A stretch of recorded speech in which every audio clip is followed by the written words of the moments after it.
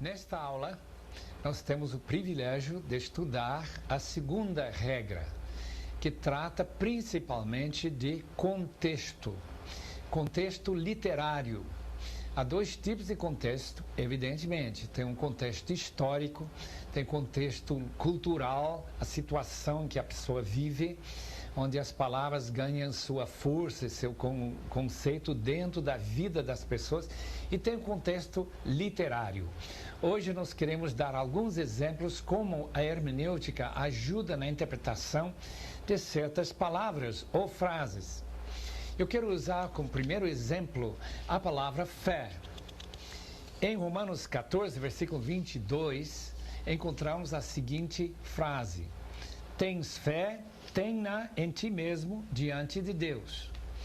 Aí, o contexto dá para entender que a palavra fé significa ter uma consciência boa diante de Deus. É uma fé em que eu creio que aquilo que eu estou fazendo é de acordo com a vontade de Deus. Segundo o texto, vamos encontrar em Gálatas 1:23, que diz assim: agora prega a fé que outrora destruía. Pregar a fé significa pregar a doutrina de Cristo. Pregar sobre como ser salvo, a doutrina evangélica. Terceira maneira que se usa esta palavra em Hebreus 11.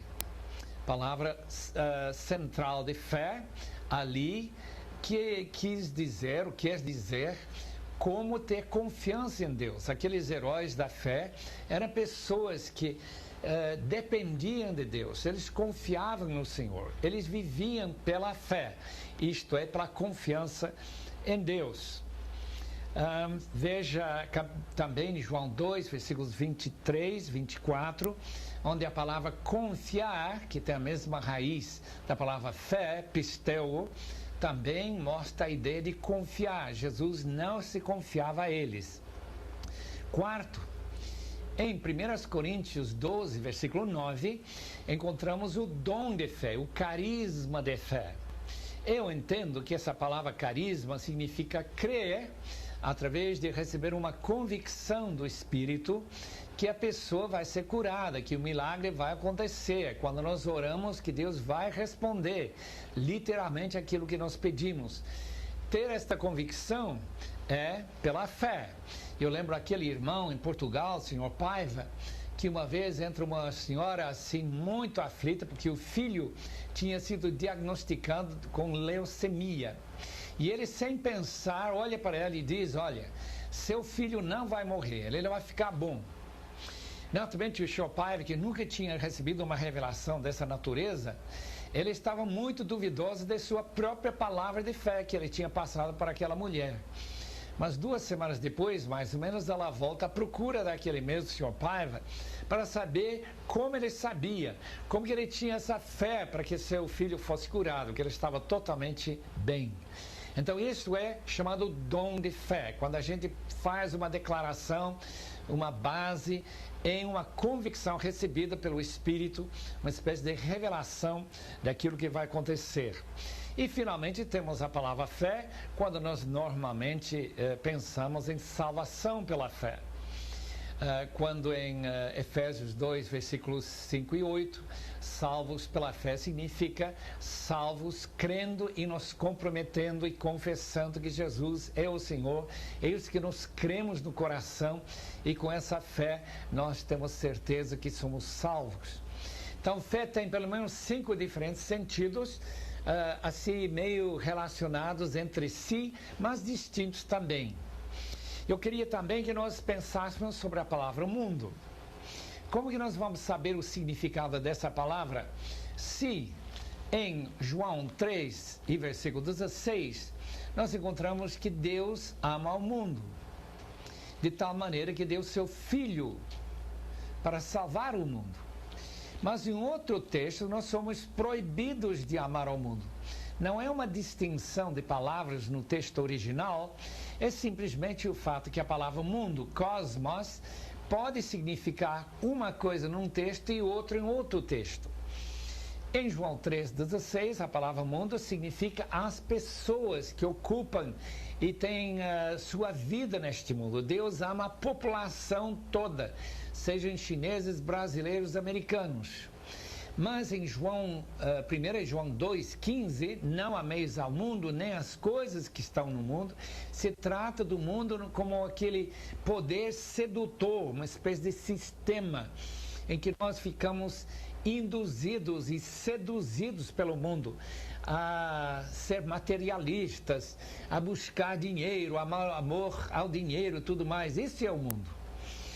Também temos outro texto onde nós encontramos, por exemplo, em Hebreus 11, versículo 3, que este mundo foi criado por Deus e trata-se do mundo material, que inclui até o próprio universo. Então, a palavra cosmos pode ter diferentes sentidos dependendo do contexto. E a hermenêutica cuida de não ver que cada vez que uma palavra aparece, o vocábulo aparece, não tem um significado distinto. Lembre-se que na aula passada nós falamos sobre concordância. A ideia da concordância é ver como os tradutores do Novo Testamento, o Velho Testamento, mudam suas interpretações segundo o contexto. Quando você vê qual é a palavra do original e quando você vê como essa palavra é traduzida para português, logo descobrimos que tem distinções de uma palavra para outra, de um contexto para o outro. Tem também os verbos que devem ser examinados quanto à sua gramática, seu tempo, sua voz, o seu modo. Todas aquelas regras de gramática são importantes na interpretação. Veja lá o caso, por exemplo, da nossa palavra salvar. Quando Paulo usa essa palavra, em Efésios capítulo 2, versículo 8, ele usa a palavra no tempo passado perfeito. Tendes sido salvos pela fé. Algo aconteceu no passado, o efeito continua até hoje, continuamos sendo salvos. Mas quando chegamos a 1 Coríntios 1 e versículo 18, o original deixa para entender bastante claro neste versículo que a salvação é um processo. Certamente a palavra da cruz é loucura para os que se perdem, estão se perdendo, mas para nós que estamos sendo salvos, assim diz o grego original, é o poder de Deus. Então, nossa salvação do passado tem seu efeito sobre nós no presente, salvando-nos do poder do pecado. E, finalmente, Romanos 5, versículo 9, fala de salvação futura. Seremos salvos pela vida de Jesus.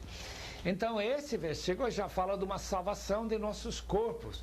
Quando nós sairemos deste corpo para receber um corpo igual àquele de Jesus, que não será mais sujeito à tentação, nem possivelmente pecará mais.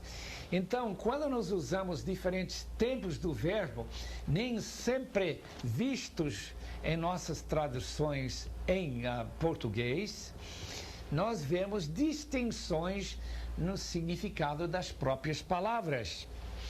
Às vezes nós nem notamos o tipo de ação. Às vezes a ação é pontual, ocorre e acaba. Outros textos, se usarmos a gramática certa, o tempo significa algo que aconteceu no passado e continua com seu efeito no presente, como já vimos no caso da salvação em Efésios 2:8. Em outros textos, o tempo é futuro e continuaremos nesse processo. A gramática é importante para nós descobrirmos estes segredos da interpretação.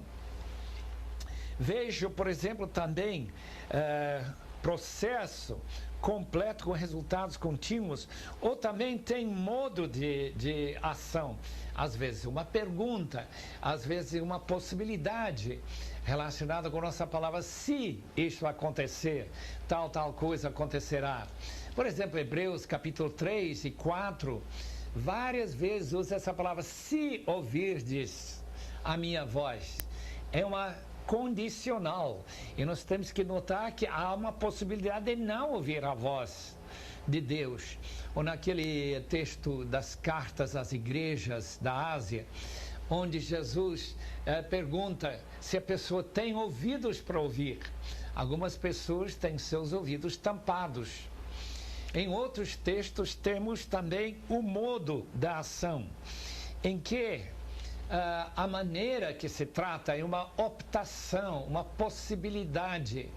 Se ouvirdes a minha voz, portanto, ou aquele que guardar a palavra e que constrói sua casa naquela parábola, em que se constrói sobre a rocha, sobre a areia, todas aquelas opções. Depois temos, na gramática, também temos a voz. Temos a voz passiva, temos a voz média, temos a voz ativa. Quando é ativa, então o sujeito age em relação ao objeto. Mas temos casos interessantes em que a voz é passiva. Por exemplo, uma pessoa não se batiza a si mesma, sois batizados. Isto é, outra pessoa nos batiza, somos os que recebem. E nós temos esse interessante texto de Efésios capítulo 5, e versículo 18, sobre ficar cheio do Espírito. Eu creio que a tradução mais exata daquele texto, 5:18 de Efésios, é permitir, deixai-vos encher do Espírito. Podemos de fato nos encher de vinho, mas nós não podemos encher-nos do Espírito. O que nós podemos sim é tirar as barreiras que impedem que o Espírito venha nos encher. Portanto, a melhor tradução, creio eu, 5 e versículo 18 de Efésios: e não vos embriagueis com vinho no qual há dissolução, mas deixai-vos encher do Espírito. Voz passivo contínuo. Deixai-vos sempre estar sendo enchidos, voz passiva, pelo Espírito. Desta forma estaremos vivendo sempre em sintonia e obediência ao Senhor nosso. Mateus 6:9: seja santificado o teu nome, na oração Pai nosso. Aquele texto é importante porque lembra-se que nós não podemos santificar o nome. Deus tem que santificar o seu próprio nome através de nós, por nosso intermédio, da maneira que nós vivemos e agimos. Então temos contexto literário, temos os tempos dos verbos, temos os modos dos verbos, temos a ação do verbo, seja ação média, seja ação passiva e assim por diante. Além disso, temos que notar na gramática, isso é muito importante, que nós notemos os tipos de conexão de uma frase, de uma palavra com outra conexão. Por exemplo, nós temos uma conexão entre um nome e pronome. Se nós não tivermos claramente em nossa mente quem está sendo indicado naquele pronome, podemos interpretar erradamente. Deixe-me citar um caso aqui de João 7, versículo 37 a 39, outro grande texto sobre o enchimento do Espírito. O texto começa deste jeito: no último dia, o grande dia da festa, levantou-se Jesus e exclamou: se alguém tem sede, venha a mim e beba. Quem crê em mim, como diz a Escritura, do seu interior fluirão rios de água viva. Isto ele disse com respeito ao Espírito que haviam de receber os que nele crescem, pois o Espírito até aquele momento não fora dado, porque Jesus não havia sido ainda glorificado. A pergunta é do interior de quem fluem estes rios do Espírito Santo. Uma maneira de entender, e aliás a tradução que nós temos aqui na atualizada: quem crê em mim, como diz a Escritura, do seu interior fluirão rios de água viva. Do seu interior significa a pessoa que crê. Isso não é errado. Mas os rios devem ser bem pequeninos em comparação com o rio que flui de Jesus. Porque o ensinamento de João é que Jesus é a fonte do Espírito Santo. Ele que pede o Pai, para o Pai mandar o Paracletos para ser conosco e ser igual a Ele. esta ideia que João passa para nós, então, do seu interior também pode ser uma referência ao próprio Senhor Jesus Cristo. E assim, a interpretação depende de gramática, de conexões. Veja aquelas conexões temporais, aqueles textos que explicam quando uma coisa acontece. Depois, durante, antes, agora, depois, então. Temos um texto bastante complicado em relação à pergunta quando que isso vai acontecer. Aqui em 1 Coríntios capítulo 15, versículo 24 a 28, o apóstolo Paulo escreve sobre o reino de Cristo e então virá o fim. Só que nós precisamos saber quando refere-se àquele então. Aparentemente, com relação ao versículo 25 anterior, versículo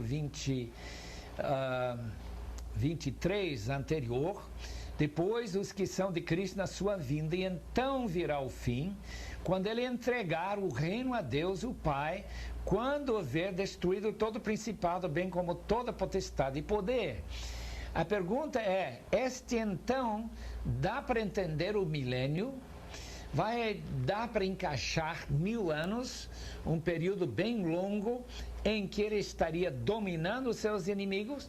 Eu entendo que sim, mas alguns entendem que não. E eles, por serem amilenistas, acham que aquele então significa que a própria segunda vinda de Cristo vai significar o domínio de todos os inimigos de Jesus, quando ele começa a reinar no reino eterno. Outros tipos de conectivos são locais, indicando onde. Exemplos deste tipo de indicador do contexto é ao lado de, em cima de, debaixo de, e tantos outros textos relacionados com localidade.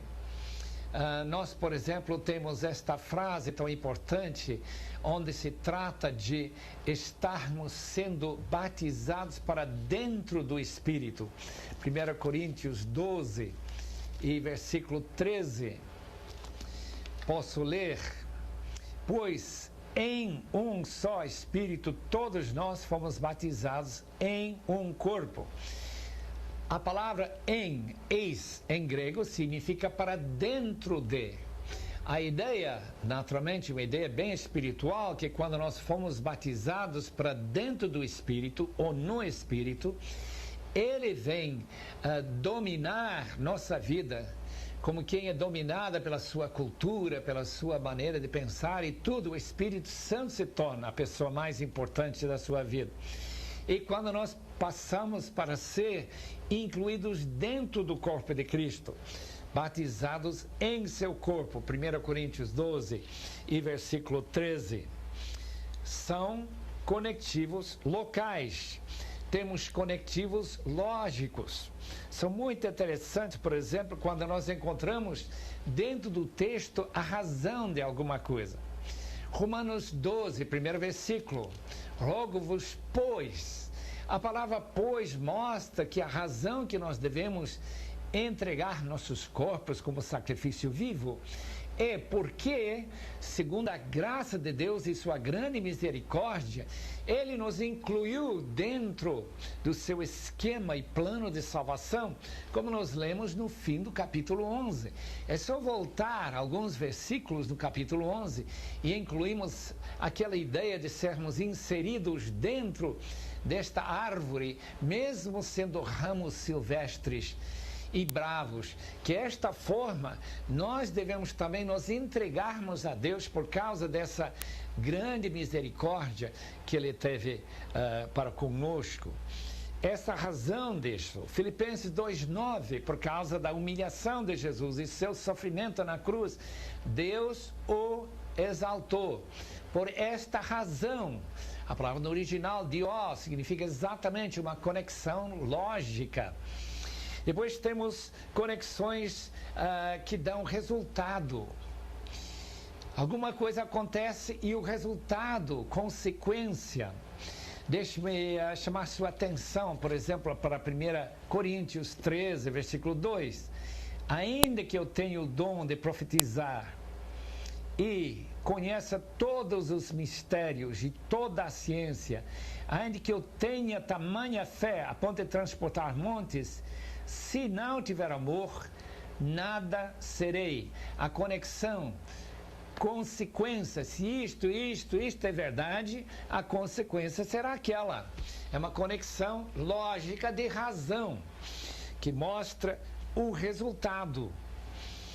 Temos propósitos. Por exemplo, em 1 de Pedro, temos um texto muito complicado, e eu lembro a primeira vez que alguém fez a pergunta para mim, foi em Roma, lá na Itália, 1954, nós estivemos conversando com um padre lá, e ele fez essa pergunta para mim: o que significa esse versículo 6 de capítulo 4 de 1 de Pedro? Pois, para este fim, foi o evangelho pregado também aos mortos, para que, mesmo julgados na carne, segundo os homens, vivam no espírito, segundo Deus. No original, dá para ver claramente que o evangelho foi pregado também aos mortos. Eu entendo que eles estão mortos agora, não estavam mortos quando eles ouviram o evangelho e aceitaram o evangelho, para que, mesmo sendo julgados segundo a carne, eles possam viver futuramente para Deus. É um caso claro de propósito. Só ler a Bíblia e nós encontramos dezenas e dezenas de conectivos que mostram propósito, que mostram resultado, que mostram condição, que mostram lógica, razão da coisa. Nós temos outros que mostram condição. Quem tem ouvidos, ouça. Outros que mostram contraste. Aparece, por exemplo, essa palavra mas ou porém, tantas vezes na Bíblia. Eu estive lendo um dos mais abençoados poréns ou mas em toda a Bíblia. Está em Efésios 2, versículo 4. Posso chamar sua atenção para este tão importante texto, quando o apóstolo Paulo está mostrando justamente como nós estávamos mortos em nossos delitos e pecados, mas, versículo 4, mas Deus, sendo rico em misericórdia, contraste total, nossa miséria contrastada com nossa nova situação. A mesma coisa acontece agora no fim do versículo 11 e 12, quando, em versículo 13, mas agora em Cristo Jesus, vós que antes estáveis longe, não estão mais longe. Ele descrevendo a nossa situação tão terrível, estando fora de Cristo. Daí aparece essa palavra mais. É só pegar uma concordância e fazer uma investigação desses fatos. Contraste, Romanos 6, 23. O dom de Deus é a vida eterna, mas o salário do pecado é a morte. Temos concessão. A palavra concessão trata de nossa palavra embora. Veja, por exemplo, Hebreus capítulo 4 e versículo 3, onde o autor desconhecido deste livro de Hebreus coloca para nós esta palavra em português. Capítulo 4, nós, porém, que cremos, entramos no descanso conforme Deus tem dito. Assim jurei na minha ira, não entrarão no meu descanso, embora certamente é uma concessão, embora certamente as obras estivessem incluídas desde a fundação do mundo. Ele não quer que os judeus pensem que o evangelho e a graça e a perdão começou apenas com a chegada de Cristo no mundo. Desde a criação do mundo, havendo fé, pessoas podiam se salvar. Concessão, número 7, nos conectivos, seria uma lista de fatos, primeiro e depois. Segundo de Pedro, lembra-se daquele grande texto onde Pedro fala de acrescentar uma coisa a outra, aquelas listas de de virtudes que nós devemos estar acrescentando. Por exemplo, capítulo 1, versículo 5 de 2 de Pedro. Por isso mesmo, pois, reunindo toda a vossa diligência, associai com a vossa fé a virtude. Com a virtude, o conhecimento, com o conhecimento, o domínio próprio, com o domínio próprio, a perseverança. Estas listas também devem ser interpretadas em uma espécie de escada. A mesma coisa com o fruto do Espírito e outras listas. Então, é uma série de assuntos que são conectados por seu paralelismo. Depois temos conectivos modais, onde temos comparações indicando como que uma coisa acontece. Procure, por exemplo, olhar para textos como agência, salvos pela fé, mediante a graça, e nós vemos palavras como Romanos 12:1, que nós devemos entregar nosso corpo vivo e santo e agradável para Deus.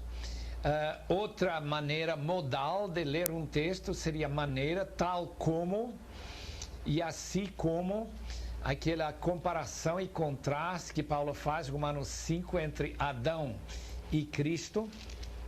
5:12, portanto, assim como por um só homem entrou o pecado no mundo, e pelo pecado a morte, assim também é uma comparação modal, a morte passou a todos os homens. Procure ver aqueles textos que usam esta maneira de conectar. Depois temos comparações, em que uma coisa é comparável a outra coisa. 1 de Pedro 3:1, texto interessante, porque a comparação lá é entre a esposa e o escravo. Veja como começa.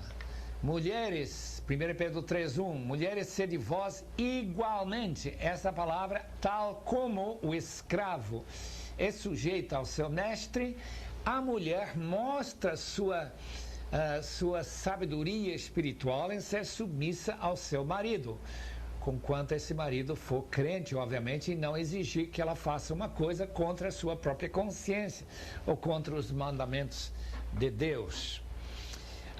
Tem ênfases, palavras enfáticas, quando se usa a palavra somente, único, de modo nenhum. Romanos 6:2, quando se levanta essa pergunta, será que nós devemos pecar mais? Resposta, de modo nenhum. É uma declaração enfática. Nós temos substantivos, nomes, pronomes, às vezes são plural, às vezes são singular. Um dos textos que me tem chamado a atenção é 1 Coríntios, capítulo 6:19. Temos que observar com muito cuidado para interpretar corretamente esse texto. Acaso, diz Paulo, não sabeis que o vosso corpo é santuário do Espírito Santo? A palavra vosso é plural. A palavra santuário é singular. A palavra corpo é singular. Vosso corpo, então, não é necessariamente, como muitos pensam, esse texto não declara que cada crente é um templozinho do Espírito Santo que está andando pelo mundo, em que nós teríamos milhões, milhares de templos.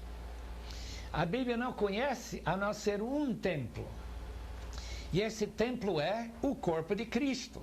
Vosso corpo, então, é corpo da igreja, porque em outro texto ele usa essa palavra. Vós sois corpo de Cristo, capítulo 12 de 1 Coríntios. Então, nós devemos notar que o plural e o singular são muito importantes em textos como 1 Coríntios, capítulo 6, versículos 19 e 20. Quais são os antecedentes de todos os pronomes? Perguntas importantes são levantadas assim. Quando Quanto ao que me escrevestes, é bom que o homem não toque mulher. Quanto ao que me escrevestes. Só que nós não temos essa carta dos Coríntios. Dá para entender, pelo contexto, que era a pergunta que eles faziam. Era sobre o casamento, se era bom para o crente casar ou não. E a resposta que Paulo dá em 1 Coríntios 7, é respondendo a essa pergunta que os coríntios mandaram numa carta para o próprio apóstolo Paulo. Quais são os antecedentes de 1 de Pedro 3, 18, 19? Isso é tão interessante, esse complexo texto que fala sobre Jesus pregar para os espíritos em prisão. Versículo 18 de capítulo 3 de 1 de Pedro. Pois também Cristo morreu uma vez por todos pelos pecados, o justo pelos injustos, para conduzir-vos a Deus, morto sim na carne, mas vivificado no Espírito, no qual também foi e pregou aos espíritos em prisão. Esta pergunta, que significa a frase no qual? A resposta é, no Espírito ele fez isso. Quando Jesus saiu do túmulo, ele esteve com um corpo que Paulo chama um corpo espiritual. Leia capítulo 15 de 1 Coríntios. Neste corpo, Jesus podia chegar até os espíritos em Tártaro, aqueles anjos que caíram na época do dilúvio, capítulo 6 de Gênesis, e ali ele anunciou sua vitória sobre a morte. Jesus estava vivo. Ele não estava pregando o evangelho, não disse que ele pregou o evangelho, ele anunciou, proclamou sua vida ressurreta. Isso é muito importante, creio eu, para compreender esse texto. Procurar também entender qual seja o tom ou a atmosfera da passagem. Às vezes estamos lendo um texto e nós sentimos subjacente no texto um desespero, uma tristeza, ou gratidão, ou louvor, ou alegria tremenda, o medo, urgência, alegria, humildade, assim por diante. Leia, por exemplo, o capítulo 4 de 2 Timóteo, quando Paulo está enfrentando a morte. Ele não parece que está tremendamente animado depois do versículo 5 em diante. Parece que ele está sentindo muito abandono dos seus amigos e aquela escuridão de ter que enfrentar a morte. Mesmo que ele saiba, ele já tinha declarado em Filipenses que morrer é lucro, mas ele está sentindo solidão e até um certo desespero. Nós encontramos a mesma coisa quando Jesus está no jardim de Getsemane e outros textos que mostram aquele desespero de Jonas quando ele está na barriga do grande peixe que Jesus preparou para ele. Outros textos mostram compaixão, amor, preocupação, hostilidade, o que for. Procure identificar essas diferentes atmosferas dentro do próprio texto. Terceiro, as palavras devem ser interpretadas à luz do seu contexto geral. Isto é uma das regras específicas na interpretação do texto. Algumas perguntas poderiam ajudar para verificar qual é o significado de um vocábulo, de uma palavra dentro do seu contexto geral. Primeira pergunta: como se relaciona a passagem com o material escrito antes, circunvizinho? Quem são as pessoas envolvidas? Que outra informação dá para nós percebermos? Qual é o papel de cada pessoa ou tópico? Lendo, por exemplo, a carta aos Gálatas, nós encontramos Paulo numa situação muito triste com Pedro, capítulo 2, quando Pedro veio para Antioquia e lá ele dissimulou, ele separou-se dos irmãos gentílicos, como se estivesse com medo de comer com eles. E Paulo usa aquela expressão, eu estou crucificado com Cristo, contrastando a vida de Pedro e até de Barnabé, que não tinham mostrado naquela instância que estavam de fato crucificados com Cristo. O contexto, então, da crucificação com Cristo não é que a pessoa não vive mais, não é aquela ideia que uma vez que nós estamos crucificados com Cristo, não vivo mais eu, literalmente, não. É uma maneira espiritual de falar.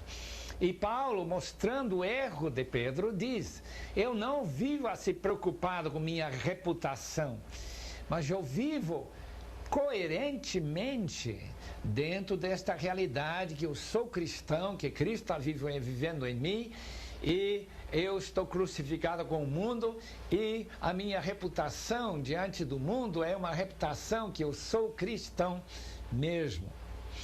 Segunda pergunta: como se relaciona com o restante do livro, aquilo que vai seguindo em frente? Voltando para esse livro de Gálatas, descobrimos que Paulo, argumentando em favor da salvação apenas pela fé e não pelas obras, mostra por vários tipos de argumentos que vêm do Antigo Testamento, argumentos que surgem de sua própria experiência como cristão, quando ele se converteu lá na estrada de Damasco, e também no capítulo 5 e 6, onde ele tenta mostrar que guardar a lei é realmente amar, como ele disse em capítulo 5, que toda a lei se resume num só preceito, a saber, amarás o teu próximo como a ti mesmo. E que todo aquele legalismo do Antigo Testamento é simplesmente aplicando esta lei, amarás o teu próximo como a ti mesmo, dentro da situação da cultura deles. Obviamente, essa palavra de Deus continua até hoje, e nós temos que aprender na hermenêutica como aplicar esta frase, amarás ao teu próximo, tanto na África, ou num escritório de São Paulo, ou lá numa comuna chinesa, qualquer que seja a situação nossa, que lá nós temos que viver para o benefício do nosso próximo. Terceira pergunta: como se relaciona com a Bíblia toda? Se nós tivermos uma perspectiva do cristianismo bíblico, como o Dr. Wilbur O'Donovan tem, quando ele escreveu este livro para a cultura africana e para a nossa cultura brasileira, uma grande parte daquela influência africana nós temos assim com força aqui no Brasil. Então, uma interpretação que vê a Bíblia toda como a fonte de conhecimento, no sentido de teologia bíblica geral, nós não estaremos caindo em tantos erros de pensar que um texto ensina uma coisa e parece que está em contradição com outra, ou dar uma importância demais a costumes e culturas de não cortar o cabelo. Se de fato dá para perceber que cabelo curto era, na época de Paulo escrever aos Coríntios, era um sinal de uma prostituta, então que essa pessoa tinha que ter uma mantilha na cabeça por causa disso, e não que seja sempre a vontade de Deus que ninguém jamais venha cortar o cabelo, sendo mulher, claro.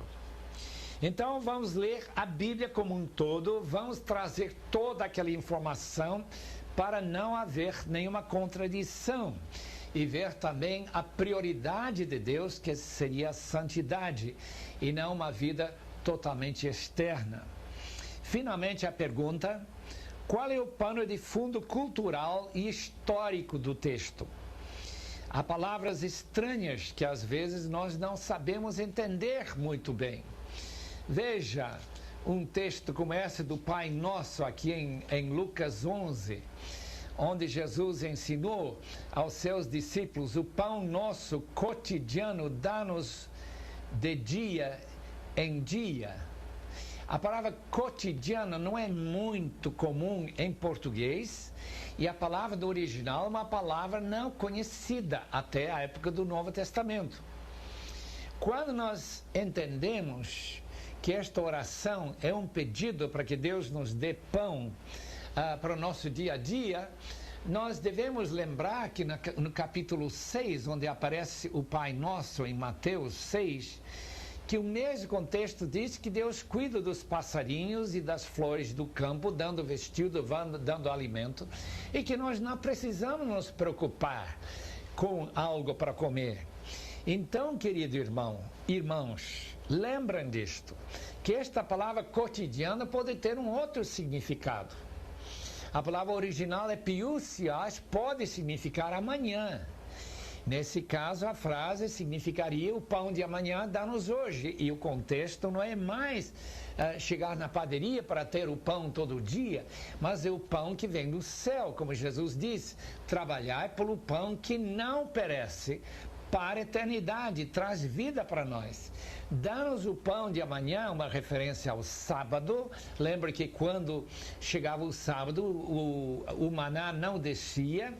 Então nós precisamos de Jesus, que veio para nós através do Espírito Santo para falar para nós e para dar-nos forças para viver. Neste caso, esta referência ao pão cotidiano seria aquele pão espiritual que Jesus disse em capítulo 6 de João, nós temos que comer todo dia. Pode ser a interpretação mais correta. Sempre que lemos os textos de palavras complicadas, por exemplo, aquele texto de Lucas também 11, onde fala daquele homem que queria pão à meia-noite, e traduzida nesta versão importunação, versículo 8, um estudo muito cuidadoso do Dr. Bailey naquele livro, que eu não tenho aqui para mostrar para os queridos irmãos, mas relacionados com a época e o mundo do Novo Testamento, aquele livro As Parábolas de Jesus, do Kenneth Bailey, ele mostra justamente que essa palavra anaidian, a palavra grega, pode significar vergonha, e que esse homem deu tudo que este mendigo veio essa meia-noite para pedir, como nós chegamos a Deus, não por causa de sua importunação, mas por causa da vergonha que ele passaria no dia seguinte se ele não tivesse dado essas coisas. Procure, portanto, entender as palavras ou frases difíceis através de estudos cuidadosos. Tem uma palavra, por exemplo, sarx, traduzida em português pela palavra carne. Algumas versões traduzem a palavra sarx como se fosse a natureza humana pecaminosa. Na nova versão internacional, que nós já mostramos para os queridos irmãos em outras ocasiões, traduz novamente pela palavra carne. Eu creio que nós entendemos essa palavra. Carne não significa aquilo que encobre nossos ossos, mas está relacionada com nossas inclinações pecaminosas, inclinação para o sexo errado, nossa inclinação para roubar, nossa inclinação para vingança, tudo isso é carne, carnalidade. Temos outra palavra que aparece várias vezes no Novo Testamento, que é um pouquinho difícil para nós entendermos. Veja aqui em Efésios capítulo 1, onde aparece esta palavra, traduzida em capítulo 1, versículo 21, acima de todo principado, onde Jesus foi elevado de potestade, poder, domínio, de todo nome que se possa referir, não só no presente século. A palavra não é bem século em termos de 100 anos, não tem nada a ver com isso. É tempo, espaço, contaminado ao poder satânico, já que todo mundo jaz no maligno. Então este século é o século em que Satanás está, é o Deus deste mundo. Mas a nova época, o novo Aion, a palavra no original, Aion, significa a época em que Jesus estará dominando. Então essas palavras, nascido do alto ou nascido de novo, no original é a mesma palavra, anothen. Procure entender isso. Veja como é importante para o intérprete um texto difícil, por 1 João 3, 6 a 10. Não ensine que um cristão nunca peca. Se o original foi estudado, vai ver que o tempo presente mostra que pecar lá significa pecar de uma certa maneira e não se importar com o pecado. Ele não vive no pecado, especialmente o pecado de se afastar de Cristo, como aqueles gnósticos de 1 de João, que estão em vista em 1 de João, capítulo 3, 6 a 10. Mateus 25 pode dar a impressão que as boas obras, lembra-se daquela parábola quando o rei separa bodes de ovelhas? Pode dar a impressão que as boas obras, mostrar carinho para os encarcerados, para dar roupa para os nus e dar comida para os famintos, que isso significa um meio de salvação. Uma ideia bastante espírita. Isto não é bem o significado daquele texto. O texto ali é para mostrar-nos que quem ama ao Senhor é uma pessoa que fica preocupada pelos irmãos de Jesus, os seus irmãos em Cristo, os seus pequeninos que não têm condições ou são perseguidos. Então o cristão tem uma preocupação como os coríntios tinham que ter, como os macedônios tinham, com os pobres irmãos de Jerusalém. É só ler 2 Coríntios capítulo 8 e 9. Todos aqueles textos mostram que a interpretação precisa um estudo de palavras, estudo de gramática, contexto geral, contexto histórico. O mais que nós pudermos entender isso, o melhor interpretaremos o texto e faremos aplicações que realmente são válidas para a nossa vida. Em Mateus 26, 27, versículo 27, 29, o sangue da nova aliança representado no vinho não deve ser tomado no sentido literal. Jesus não quis ensinar a doutrina da transubstanciação, isto é, que este cálice é meu sangue, não literalmente. É um erro da interpretação da Igreja Católica já tradicional, que o corpo se torna ou transforma literalmente no corpo de Cristo, baseado numa interpretação errada de João 6, 48 a 63. Normalmente é fácil ver as diferenças de interpretação assim, de uma forma clara, em que dizer que aquele pedaço de pão é transformado literalmente no corpo de Cristo é uma magia tremenda, e que nunca entrou na cabeça de Jesus, nem de Paulo, nem dos outros. É uma ideia bem medieval, mística, cheia de mágica e baseada numa filosofia de Aristóteles, e não numa compreensão clara da aliança que Jesus fez com seus discípulos, a aliança de amor, através do sangue que ele vertiu por nós na cruz, há quase 1960 e tantos anos atrás. Que Deus os abençoe. Estaremos continuando nosso estudo na próxima vez. Nunca esqueçam que tem livros que podem ajudar muito na sua compreensão da palavra de Deus. Comentários, podem ter livros como o Cristianismo Bíblico, que nós mencionamos, do Wilbur Donovan. Pode ser através de estudos por Ricardo Gondim, em que ele apresenta uma discussão muito interessante sobre aquilo que Deus permite, mas a igreja proíbe. Falta de interpretação correta, obviamente. Naturalmente, nós temos que saber se o pastor Ricardo Gondim também está ensinando corretamente a palavra de Deus. Que Deus nos ajude e nos abençoe nesta tarefa tão gostosa de ler a palavra de Deus e entender o que ela significa.